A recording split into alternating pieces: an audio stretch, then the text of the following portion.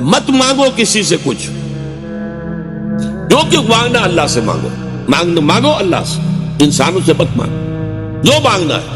حضور نے فرمایا کہ اگر جوتے باندھنے کا فیتا جو ہے وہ تمہیں چاہیے، اللہ سے مانگو۔ ابھی اللہ کا معاملہ کس ذریعے سے پہنچا دے، کس کے دل میں ڈال دے، کیا شکل پیدا کر دے، انسانوں کے سامنے دستے سوال دراز مت کرو۔ لیکن دوسری طرف اگر کوئی اپنی ہتھیلی آپ کے سامنے کر ہی دے تو اسے ٹھوکر مت مارو۔ اس نے عزت نفس جو ہے اپنی ہتھیلی پر رکھ کر آپ کے سامنے رکھ دی ہے۔